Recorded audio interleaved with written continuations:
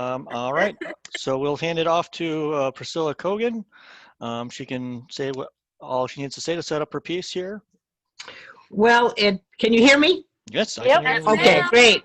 Well, it's taking place on a cruise ship, and the first act, you're going to see the last scene of the first act, but the first act sets up one morning of group therapy after the next morning after the next morning. And there's a therapist who doesn't appear in this scene, but he gets talked about, Dr. B. And the characters absolutely adore him, and so will the audience. They'll say he is really right on with his comments until this last scene, and then you begin to see part of the real Dr. B.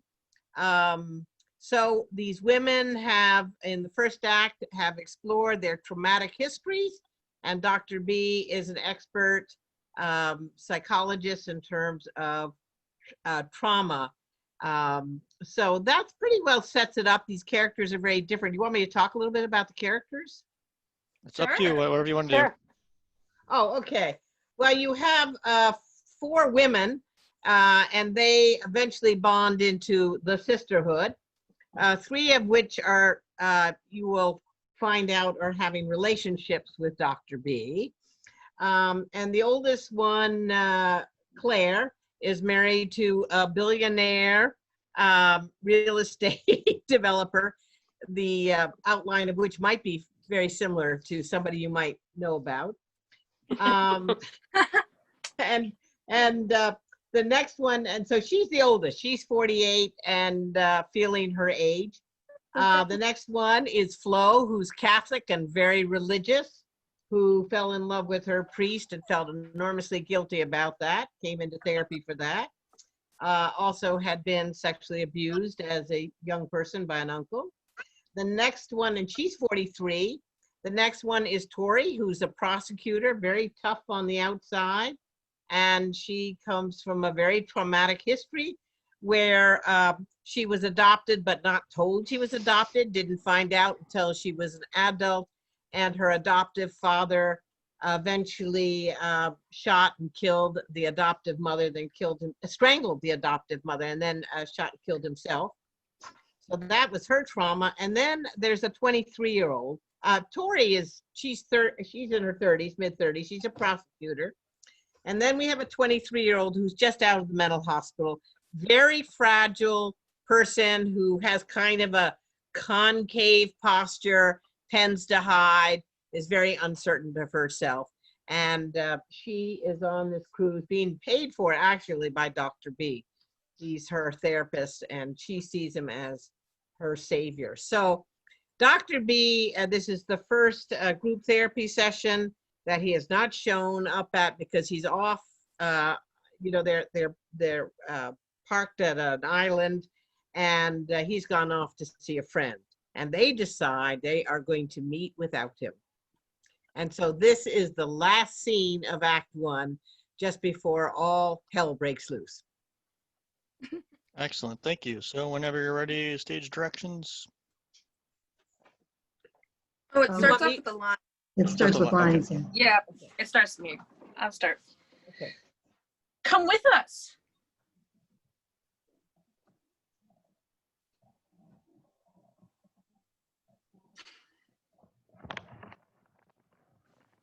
Come with us. Are you talking to me? Oh no, I was starting this. I was Waiting starting for this. Tori. I'm Claire. Oh, okay. We're waiting for Tori. I apologize. We're not doing Act 1, Scene 1, apparently, huh? Sorry. No, we're doing No, it this was is the a cut I short. sent out in advance. I think it starts at page 55, though. Okay, Yeah, I apologize. Is it different than from in the full, or is it the same? It should be the same in the full. Okay. Sorry about that, guys. Okay. Say it one more time, please. Come with us. But I also have another suggestion. What's that? Let's have our first group meeting tomorrow morning without Dr. B. Can't we sleep in some later than usual? Sure, why not? Can we bring booze? Claire, bring whatever you need.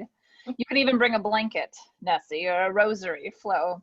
Whatever helps us to be ourselves and comfortable. Group hug then. The women hug, then exit. Lights fade. Lights up on scene 9, setting group therapy room next morning.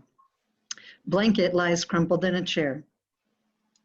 Tori and Flo enter, bedecked with tourist outfits, sit down. Claire enters, sipping from a margarita glass. Claire, it's too early to be drinking. No, it's close to lunch. Listen, I'm here to enjoy myself. No husband having me followed by his goons. I can do what I want, and being sober, it's not high on my list. Remember, we're here to support, not judge each other. Sorry, you're right. I love being right. Now, where's Nessie? Have you seen her? Not at dinner. Probably had a really tough session with Dr. B. Maybe one of us should go find her. I'll do it. Flo exits. We now know why he chose to have Nessie on this cruise. To get her to trust other people. But why were the rest of us chosen by him? I've been asking the same question. As for me, he knew I needed a break from Mr. Bigwig. to get far enough away to contemplate other possibilities. But what about you? I think he sees me as someone special to his own life. He enjoys my blunt retorts, challenging him. He makes me feel special too. What about Flo? And all her guilt? Therapists love guilt. Catholic guilt, Jewish guilt. They're not the same. Flo bursts into the room. She's nowhere to be found. You don't think that? Did you check her cabin? Locked. No answer when I knocked. I'll get the steward to open the door. I bet she's still asleep. Tori exits. I have a horrible habit of imagining the worst. That makes for a lot of anxiety. I know. Dr. B is always telling me to relax, slow down, take a deep breath. But what if she... Think positive thoughts. It'll make your life a lot easier. Flo closes her eyes, deep breaths. Okay. Flo sits in a meditative position. Claire gets up, moves behind Flo, massages Flo's neck. Ooh, that really helps. My massage therapist says that most people put stress into their neck and shoulder muscles. Down just a little bit. Oh, that's the spot. Wasn't that fun yesterday in port? Lunch was delicious. I was afraid I'd get food poisoning. That's why I always drink a beer port side. Alcohol kills the bacteria. Door bursts open. Tori enters, physically supporting a crouching Nessie. Sit down here, Nessie. Here's a blanket for you. Nessie wraps herself in the blanket. After the steward opened the cabin door, I found her under the bed. The group moves their chairs closer to Nessie. What happened? Last time we saw you, we were having such a good time together. You were fine when we delivered you to Dr. B's cabin. Nessie cowers in fetal position, whimpers. Dr. B, Is he all right? Did something happen to him? no, me. Nessie covers her head with blanket. Something happened to you? Is he here? No, he's visiting a friend in port. Phew. Guys, sit tight. Something happened to you, didn't it? Nessie nods. In Dr. B's room? Nessie nods. Between you and Dr. B? Again, Nessie nods. An argument? Shush, something bad happened. Again, Nessie nods. Okay, you went into the session to talk about... My foster father, what he did to me. And then what happened? He told me to sit on his lap. You mean your foster father? No, Flo, it was Dr. B who said it, didn't he, Nessie? He said it would help to reenact that scene. I said, no, I don't want to. But he said I had to in order to heal. His typical advice about going into the darkness. Don't interrupt, Claire. Well, did you? Did you sit on his lap? Yes, I did. And then what happened? I thought that would be it. But he started saying the same words, how pretty I am, which is why he paid my cruise fees, because he knew I didn't have money and how I needed it. It? What is the it, Nessie, that you mean, or that you need? He said I needed to feel the power of love,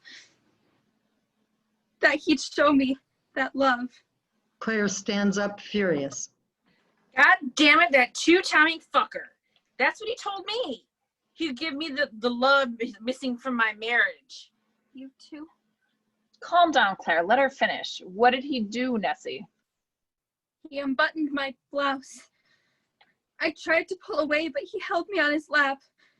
He ordered me to relax and enjoy the feelings in my body. I didn't know what to do. As Claire paces in anger, Flo slips off her chair and starts pounding on the floor. No, no, no. He told me that priest was all wrong, that he was the one who would wake up my body, and I believed him. You too, Flo? Ouch, my hand. I am so mad. I was scared, but I wanted Dr. B to love me. Me too. Me too. I want to kill him.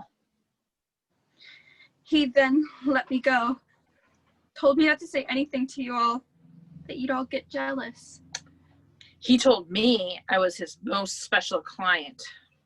And he said he didn't know how he'd ever get along without me being able to make love to him. I want to make him suffer. He said that soon I'd relax enough to let him really love my whole body. God, what a fool I've been. Dr. B was my secret lover. Oh, now comes the guilt. I thought Dr. B was the key to achieving my orgasm with my husband. It was wrong to sit on his lap. It's my fault, not his. I couldn't keep it a secret from y'all, which is why I hid. I thought it'd all go away like a bad dream. I don't want to lose him.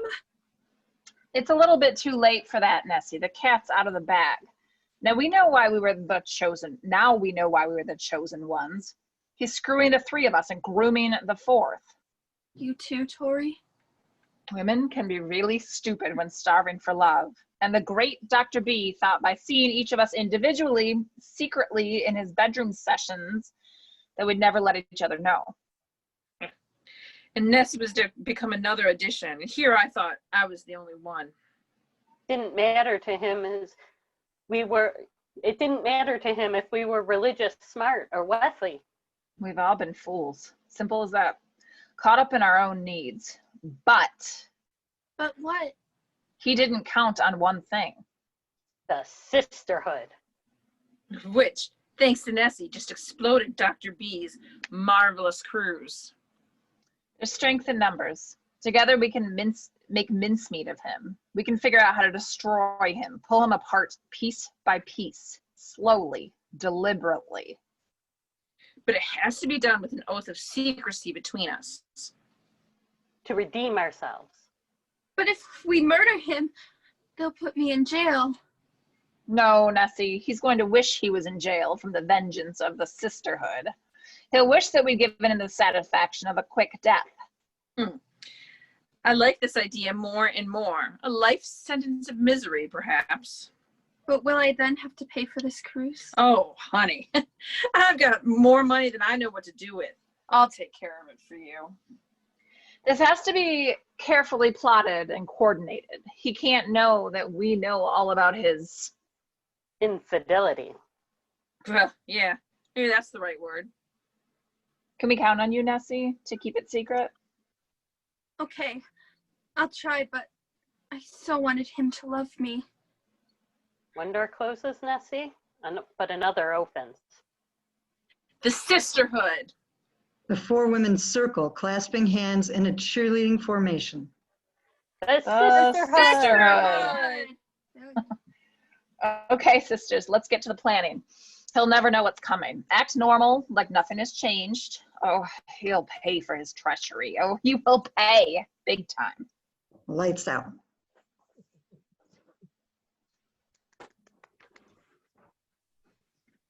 Yay.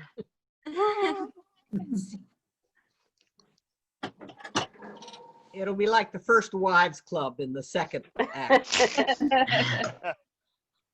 Just one question. Does the doctor live in the second act? Actually, the doctor seems like a very good therapist in the first act. He certainly knows a lot about trauma. So there's a lot of learning about trauma because each of the women tell their story. And his advice is very good until you get to this scene, and then everything changes. He's They get to the manipulating the burial. trauma, right? I, And like, I love that concept. The fact that, like, I mean, obviously don't love the whole of what's happening, but it makes for a fantastic story and great drama. I look forward to seeing where this leads. Mhm. Well, and what it's brought us here. yeah. And it actually was based somewhat on a true story.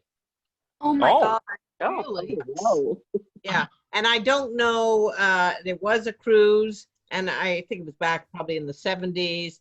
And I don't know what the women did, but they found out each of them was sleeping with the therapist, and then they decided to make his life miserable. But how they did that's left to my imagination. And also the first act really teaches the audience a lot about trauma and the different kinds of trauma. And he really does give very good advice. So you can see why the women adore him until this last scene. Which almost makes him more evil, that he gives good Right. advice and that uses. It makes it more And then- real too, because I know a bunch of people that have done that to people to manipulate to get what they want. So Mhm. it, Mhm. And this Yeah, is you another version of that. Yeah, so you really like him. He's very charismatic and very articulate, and you know, and you learn about each of the individual women in the stories they tell in the group therapy. But you would then see a very different side of him in this one scene. very, And then it's First Wives Club. it reminds me how like they do the revenge. It gives me very 9 to 5 vibes, except like the guy didn't, do stuff to the women in 9 to 5. So. Uh-huh. Yeah. So, and I don't know if you've read the whole play, but they only want Nessie to play a small part because she's so vulnerable. So her job is she has to go into that bedroom again for the individual session, and her job is to pour out his Viagra pills and put in very heavy birth control pills of the same color. I love it. And and I once had a gynecologist. I was developing this kind of idea and I asked her, what would happen if a guy took these? And I said, would it produce PMS? And she says, oh, honey, she says, he'll want to die. That's the ultimate revenge. Brilliant. Oh, that's just the beginning. That's just the beginning.